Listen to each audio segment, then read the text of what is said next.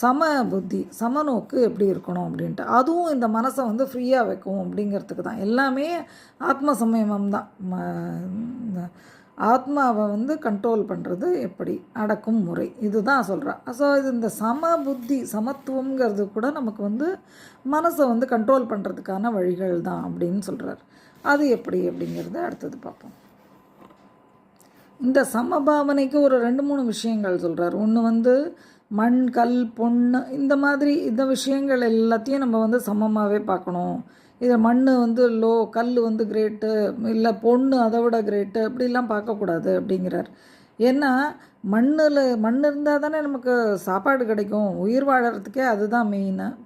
பொண்ணை வச்சுட்டு நம்மளால் வாழ முடியாது. அதே அந்த கோல்டு வந்து நம்மளுடைய ட்ரெஸ்ஸிங் சென்ஸ்க்கு நல்லாயிருக்கு.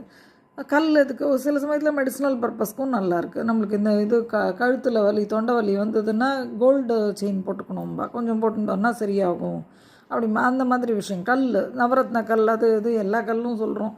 ஸோ அதெல்லாம் வந்து ஒவ்வொன்றுத்துக்கும் ஒவ்வொரு விதமான மெடிசினல் பர்பஸ்க்கு யூஸ் ஆகிறது. ப்ளஸ் யோகா அதுக்கெல்லாம் மெடிடேஷன்ஸ்க்கும் யூஸ் ஆகிறதுங்கிறோம். இந்த பட்டடக்கல் வந்து கூடம்னு சொல்லுவாள். அந்த கூடம் வந்து எப்படி எல்லா மண்ணாக இருந்தாலும் சரி, கல்லாக இருந்தாலும் சரி, கோல்டாக இருந்தாலும் சரி, எதுவாக இருந்தாலும் அதில் வச்சு அடித்தோன்னு சொன்னால் அது அப்படியே உறுதியாக தான் இருக்கும். ஆஹா, மண் நான் உருகிடுறேன், கல் எனக்கு பிடிக்காது, பொண்ணு எனக்கு ரொம்ப பிடிக்கும், கோல்டு அப்படின்லாம் அது சொல்கிறதில்ல. அது அப்படியே இருக்குது. எப்படி அது அப்படி இருக்கோ அதே மாதிரி நம்மளும் நம்ம மனசை வந்து கண்ட்ரோல்டாக எல்லாத்தையும் ஒரே மாதிரி சமமாக பார்க்கணும் அப்படிங்கிறார். ஆனால் அதுக்குன்னு இது எனக்கு கிடச்சிது நான் இதை வந்து தூக்கி போடுறேன்னு சொல்லலை. அவரை சொல்ல வர்றது என்னென்னா, கோல்டு கிடச்சிதா, ஓகே, கோல்டு கிடச்சிது, எடுத்து வச்சுப்போம், பத்திரமா இதை வச்சுப்போம், எங்கெங்கே யூஸ் பண்ணணுமோ பண்ணுவோம், யாருக்கு தேவையோ அப்போ அந்த டைமில் கொடுத்து தான் ஆகணுங்கிற தேவை வரும்போது கொடுக்குறதுலேயும் தப்பு கிடையாது, நீ வச்சுக்கிறதுலேயும் தப்பு கிடையாது, எதுலேயுமே தப்பு கிடையாது. ஆனால் உனக்கு எது தேவையோ அதை தான் முன்னாடியே சொல்லிட்டாரே அவர். இந்த சொசைட்டியும் டேக்கிள் பண்ண தெரியணுன்ட்டார். ஸோ அதனால் அதுக்கு தகுந்த மாதிரி நீ எல்லாத்தையும் சமபாவனையாக பார்த்து கரெக்டாக எது இருக்கோ, ஓகே இது இருக்குது, என்னோடய லைஃப்க்கு இது கிடச்சிது. ஏன்னா வி ஆர் ஒன்லி ஆக்டிங். இந்த லைஃப்பை நம்ம கம்ப்ளீட் பண்ணணும் கரெக்டாக, அவ்வளோதான்.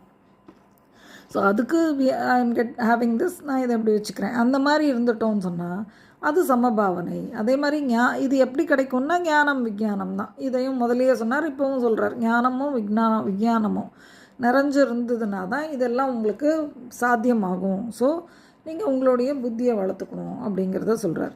சொல்லிவிட்டு தன்னலம் இல்லாமல் இருக்கணும் அப்படிங்கிறார். இது இல்லாமல் இது ரெண்டாவது என்ன சொல்கிறாருன்னா, எப்படி இந்த சமபாவனை தன்னலம் இல்லாமல் எதை பார்த்து சமபாவனையாக இருக்கணும்னா, இதம் செய்பவன். நம்மளுக்கு இவன் ரொம்ப நல்லா பேசுகிறானே, இவன் ரொம்ப நல்லவன், நம்மக்கிட்ட வந்து நல்லது சொல்கிறான் நம்ம நினைக்கக்கூடாதான்.